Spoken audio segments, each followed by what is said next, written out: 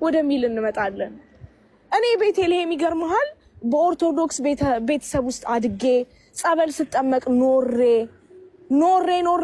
አንድ ቀን ቁርአን የሚባለውን መጽሐፍ አገኘሁት በአጋጣሚ በሰው ስልክ ላይ። ቁርአን የሚባለው መጽሐፍ አፕሊኬሽኑን ከፈትኩትና ማንበብ ስጀምር አንድ የሚያስደነግጥ ነገር አገኘሁበት። አንዴ ልሻገር ነው። የሚያስደነግጠው ነገር ምን መሰለህ?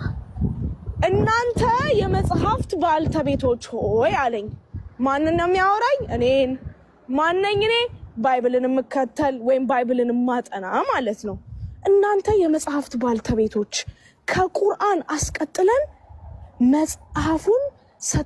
ከመጽሐፉ አስቀጥለን ቁርአንን ሰተናችኋል።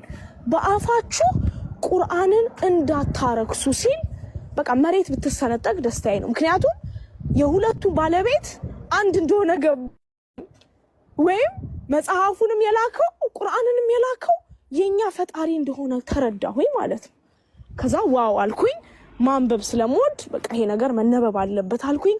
ሞር ማንበብ ስጀምር አንድ ሐሳብ ላይ ደረስኩኝ። ምን ይላል? ኢሳ ወይም ኢየሱስ አልሰቀሉትም አልገደሉትም አለኝ። እሱን ደግሞ ላውጣልህ እንዴ አልኩኝ። እንዴ ኢየሱስ ተሰቅሎ የለ እንዴ? ኢየሱስ ተገድሎ የለ እንዴ? ገባ? አሁን ይሄ ከምታውቀው እውነታ ሁሉ በጣም ተለያየብኝ። እሺ ይሄንን ሐሳብ ደግሞ ወደ ጎን ላርገውና አልኩኝ። ምን ይኸውልህ እንደዚህ አለኝ። እኛ የአላህ መልእክተኛ የመርያምን ልጅ መሲሁ ማለት ነው ኢሳን ገደልን በማለታቸው ረገምናቸው። እነማን ያሉት? አይሁዶች። እነሱ ራሱ ግን አለ አልገደሉትም አልሰቀሉትም። ግን ለእነሱ የተገደለው ሰው በኢሳ ተመሰለ።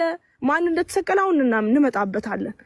ማንም ክሮሱን እንደያዘ እንጨቱ እንደተሸከመ ማለት ነው። ከዚያም በእርሱ ነገር የተለያዩትን ከእርሱ መገደል በመጠራጠር ውስጥ ናቸው። ምን ማለት ነው? ኢቭን ይግደሉት አይግደሉት አያውቁም። ምክንያቱም መልኩን አያውቁትማ። መልኩን እኮ አያውቁትም ነበር። ከየት ብለው ነው ታዲያ እሱን ይግደሉት አይግደሉት የሚያውቁት?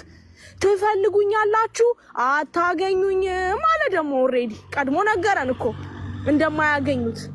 ገባ?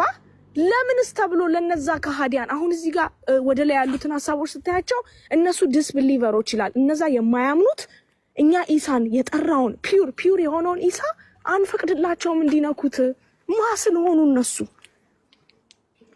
ምን ይላል እዚህ ጋር? በመጠራጠር ውስጥ ናቸው።